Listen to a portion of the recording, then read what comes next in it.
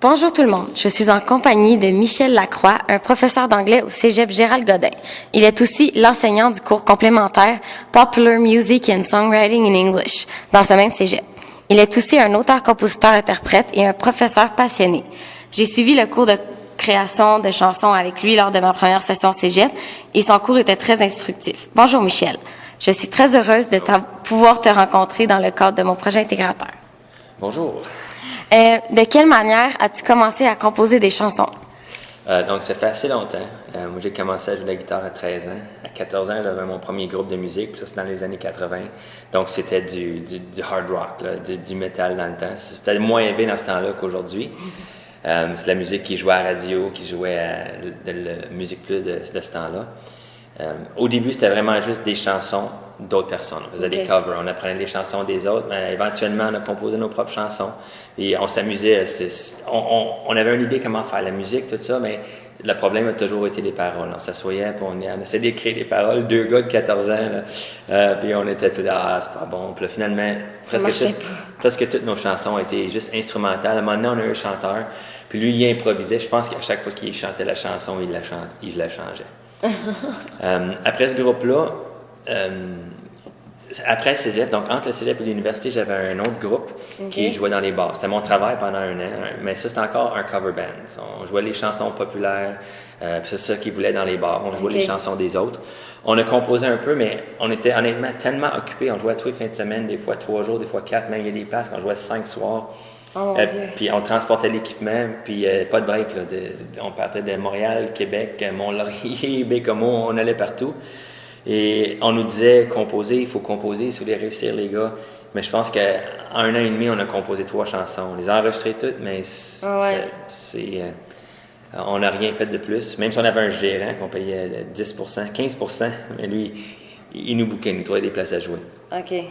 Après ça, j'ai lâché le groupe, je suis retourné à l'université, puis c'est là que je suis devenu un prof d'anglais. J'ai fait mes études pour ma carrière. Mais la musique est restée, mais elle était sur pause pour un bon bout de temps.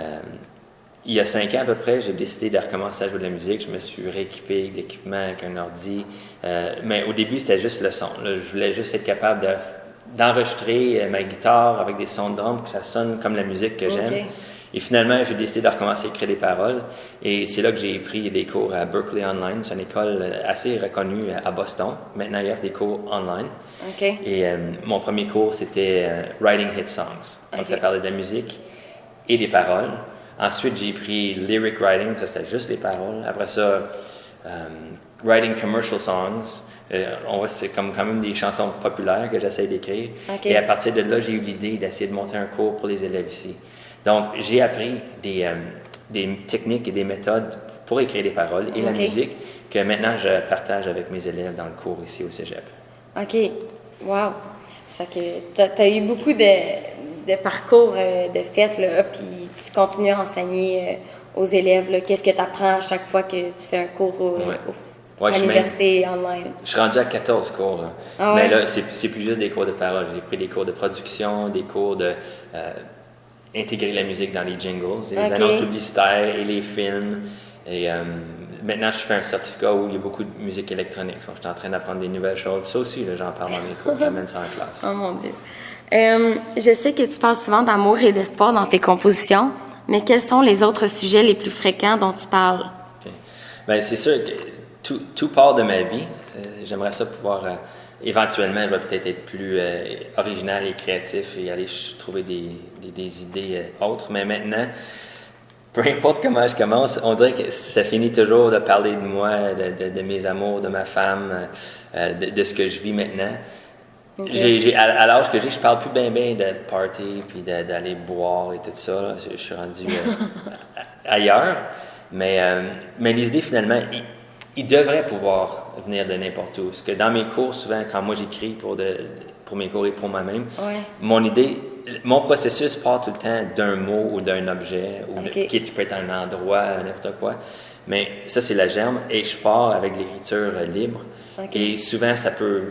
J'ai une chanson qui parle d'un pic de guitare, j'ai une autre chanson qui parle de se baigner l'été, j'ai une chanson qui parle de juste être sur la plage le soir, avec un feu de camp. Donc, c'est ouais, l'image, ça, toute la chanson vient d'une image. Donc, ouais, c'est ça. OK, c'est comme ça que tu trouves d'autres sujets plus différents que l'amour et l'espoir. C'est ça. OK. Écrire une chanson permet aussi à plusieurs personnes de libérer leurs émotions. Parfois, être dans un endroit spécifique permet d'avoir plus d'inspiration. As-tu un lieu préféré pour écrire? Oui, mon lieu, c'est mon studio, chez moi. Je me suis arrangé pour avoir tout à la portée de la main. Okay. Et c'est pendant 2 de mes cours, c'était un exercice qu'il a fallu faire. C'était de rendre le studio optimal. Et peu importe, moi, j'ai pas un studio qui a été construit pour faire de la musique, c'est juste un bureau. Mais en plaçant mes haut-parleurs à la bonne place et l'endroit où je suis assis, en mesurant la longueur des murs et la hauteur du toit, j'ai réussi à avoir un studio qui sonne assez bien. Donc, ça, c'est le début. Et j'ai tous mes instruments, mes guitares, ma basse, tous mes sons de drum, mes sons électroniques qui sont dans l'ordi. J'ai des claviers et des contrôleurs. Ça, c'est sûr que je peux jouer du drum avec mes doigts. Donc, ça, c'est mon lieu. Je passe la plupart de mon temps là, surtout quand je prends un cours comme en ce moment.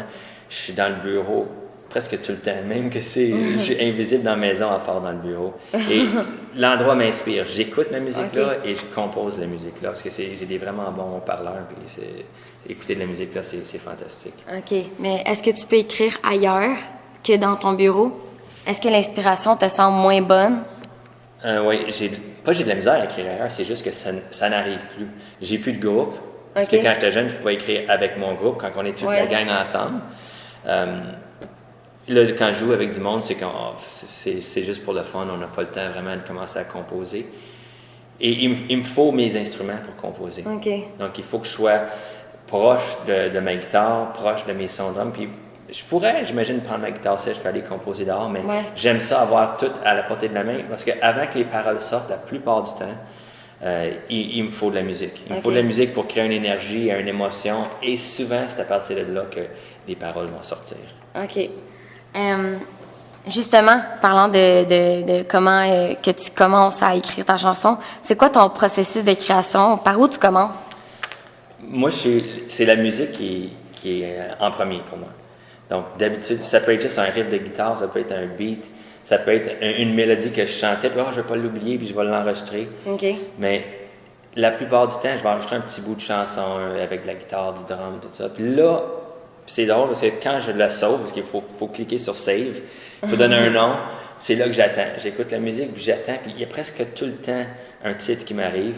Et souvent, c'est le titre, ou sinon, ça peut être juste un working title, un titre avec lequel je commence. Là, ça, c'est assez pour ces mots-là, les mots dans le titre, c'est assez pour me partir, pour là, commencer à écrire les paroles. Puis, c'est à partir que j'ai un mot ou un titre que j'ai un processus que j'ai appris à Berklee, que je partage avec mes élèves, que dans mon cours de musique populaire. Donc, je pars avec l'écriture libre ou de l'écriture automatique. Donc, aucune restriction. J'ai un mot-clé qui peut être un endroit, qui peut être un sentiment, qui peut être person, place or thing. Et je mets même un timer. OK. Là, j'écris. Quand ça arrête, je peux peut-être prendre un autre mot, j'écris. Et c'est parmi ça, ça devient comme de la matière brute que je peux partir la chanson. Dans cette matière brute-là, je vais chercher s'il y a des idées importantes, d'autres phrases clés, s'il y a quelque chose de mieux que mon titre. Ou si j'essaie de trouver des rimes qui sont arrivées naturellement. Tous les mots qui riment, ça c'est un bon mot, il rime avec lui, je les mets tous dans un tableau. Et ça, c'est ma deuxième étape. Ensuite, c'est mon tableau, feuille de travail, un worksheet. Je garde 10 mots importants, mots-clés, parce qui représentent bien ce que je veux que la chanson... qui représente le titre, dans le fond, un peu. C'est ça. Et je pense que l'histoire va évoluer avec ces mots-là. Et je trouve 10 rimes pour chaque mot. Ça, c'est vraiment un processus qui est enseigné à Berklee pour se donner beaucoup de mots avant même de commencer à écrire la chanson. Donc, j'ai mon écriture libre, j'ai mon worksheet avec à peu près une centaine de mots, donc ils riment par groupe de 10, et là, je suis prêt à commencer à écrire. Et là, ça peut commencer par un couplet, ça peut commencer par un refrain. Des fois, le refrain est déjà fait à moitié, mais là, je l'améliore. Il faut tout le temps écrire, c'est réécrire, donc tout le temps en train de réécrire. Mais quand j'écris les couplets, j'écris le premier en cherchant mes rimes, puis j'essaie d'avance d'avoir un peu une idée de la progression de la chanson. Est-ce qu'il va y avoir une histoire? Parce que chaque couplet doit amener quelque chose de nouveau. OK. Donc, verse, mes 2 couplets. Puis des fois, pas des fois, mais souvent, les chansons ont un bridge. Donc, je pense qu'on dit pont en français. Puis là, il faut qu'il y ait d'autres idées. Il faut que ça amène une autre émotion. Peut-être pas une autre émotion, mais il faut que ça parte ailleurs. Ça peut être une solution à un problème. Donc, le refrain, c'est comme le message principal. Les couplets, c'est l'histoire ou l'évolution. Et le pont, il faut que ça me dise une autre affaire qui peut être n'importe quoi d'autre. Oui, il faut que ça ait rapport au titre. Puis, donc, c'est bon, là, c'est comme, le pont, c'est comme une solution, comme tu as dit, c'est comme le problème ou quelque chose comme ça. Ça peut, ça dépend de chaque chanson, ça évolue organiquement, mais souvent, quand j'ai pas d'idée, c'est quelle est la solution au problème pour moi ou quel est le message finalement, y a-t-il un autre message, mais ça peut être pas mal n'importe quoi, mais c'est supposé être important le pont, souvent on le fait en dernier ou on le fait parce qu'on est forcé, mais c'est supposé de faire quelque chose d'important en chanson. C'est supposé, pour moi en tout cas, le pont ça l'amène comme de l'émotion, puis ça l'amène comme, on dirait que ça donne un coup de poing d'en face, puis c'est comme, ok, écoute ce message-là, là. C'est comme, c'est supposé être choquant, là, pour moi, là. Puis ça, c'est bien fait, c'est ça devient le climax de la chanson. Puis surtout, c'est souvent la place où le chanteur chante le plus fort, le plus haut. C'est vrai. D'où tiens-tu ton inspiration?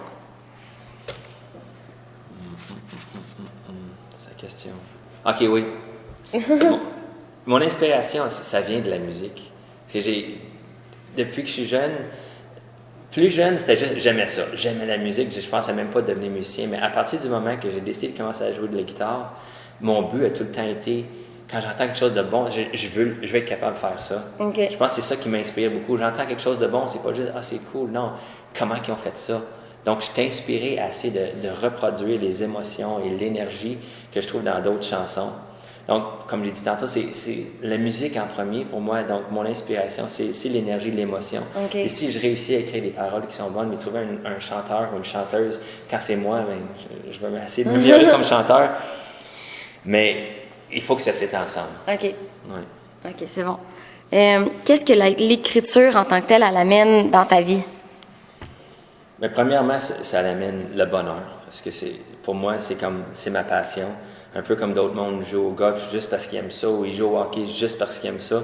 Moi, je joue de la musique parce que j'aime ça. Parce que j'ai souvent essayé de rationaliser. J'analysais, mais pourquoi je fais ça? Je fais pas d'argent avec ça. Ça ne reviendrait jamais à ma carrière. Mais peut-être que oui, éventuellement. Puis j'ai eu des périodes où j'ai arrêté. J'ai tout vendu, j'ai tout arrêté et j'étais down. Ou même juste si je pense, quand ça va mal, je pense, je suis pas bon, je vais arrêter. Là, je file down, puis je file pas down parce que je suis pas bon, je file down parce que je me dis, je suis en train de penser de lâcher. Mais là, je recommence, puis je retravaille, puis là, je suis de bonne humeur. Puis ma femme me dit souvent, toi, t'es un caméléon. Un jour, je suis bon, j'aime la musique, puis l'autre jour, c'est, je suis pas, je vais lâcher. Mais c'est ça. Je pense que ça arrive à beaucoup de musiciens, puis de gens qui aiment la musique, puis qui ont cette passion-là. Là. Des créateurs, je pense. Tout le monde qui va créer. Puis l'autre, ce qui m'amène à faire ça, c'est que ça me donne des buts. Tu sais, on peut avoir plein de buts dans la vie, mais un de mes buts, c'est juste de m'améliorer en musique. C'est infini. Je peux m'améliorer jusqu'à la fin de ma vie. Et même, ça peut être financier, mais j'ai quand même un but que j'espère un jour qu'une de mes chansons va jouer ou bien à la radio, ou bien dans un film ou une émission de télé. Ça je trouve, puis ça a l'air simple comme but, mais c'est pas facile parce que tout le monde essaie de le faire. C'est comme un peu le nouveau music business, la film et la télévision. Mais ça, on n'a plus besoin d'avoir 18 ans. Avant, le music business, il fallait être jeune, beau et avoir un contrat de disque avant 25 ans. Il fallait être un hit. Mais aujourd'hui, je pense qu'on peut continuer toute notre vie. Il y a de la place pour tout le monde. C'est plus démocratique, la musique, que c'était avant. Oui, ça l'a changé. À quoi ressemblerait ta vie sans musique? Imagine que tu as connu la musique maintenant, mais que à partir d'aujourd'hui ou à partir de demain, elle serait plus dans ta vie. Tu n'aurais plus ta guitare. Oui, c'est sûr, on pourrait chanter, mais même là, elle serait pas là. Qu'est-ce que ça serait ta vie? C'est sûr, moi, je viendrais juste de perdre ma passion, mon passe-temps préféré.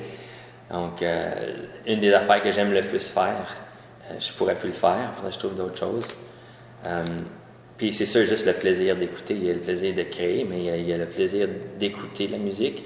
Et pas juste la musique qui joue à la radio, mais la musique un peu partout. la musique, c'est comme un langage universel. OK. On peut entendre les musiques de l'ailleurs, même si on ne comprend pas les mots, on peut vivre l'émotion, on peut aimer ça. On associe de la musique à des images aussi. Donc, on peut comprendre quelque chose juste entendre quelqu'un chanter sans comprendre les mots. Puis, on ne pourrait plus, un party, une discothèque, pas de musique, ça n'existe plus. Là. Tout le monde serait chez Starbucks en train de boire du café et parler. Donc, je pense que... Ça serait vraiment différent, là, le monde en tant que tel. Puis, on connaîtrait moins de culture aussi, là, probablement, parce que ça l'aide aussi à la culture, la musique. Là. Ben oui, la musique des autres cultures, l'histoire aussi. Ouais. C'est-à-dire, on apprend de la musique actuelle, mais si nous, on retourne dans le passé, on écoute une musique, la vieille musique, on est nostalgique, ça nous fait penser dans ce temps-là et la situation de la société et de la culture dans ce temps-là. Mais si je voulais, moi, j'écoute pas beaucoup de musique d'ailleurs, mais je pourrais aller apprendre de d'autres pays et au sujet d'autres cultures en faisant un peu de recherche et en écoutant de la vieille musique. Donc, on perdrait ça. Notre culture actuelle musicale, dans le futur, les gens ne l'entendraient pas. Oui, OK. Quelle est la plus belle chose que la musique elle apporte dans ta vie? Je reviens souvent avec le plaisir. Hein. C'est sûr que ça me rend de bonne humeur. Écouter de la musique, ça me donne de l'énergie. Je peux être fatigué, mais m'endormir, mais écouter quelque chose, c'est comme prendre un café.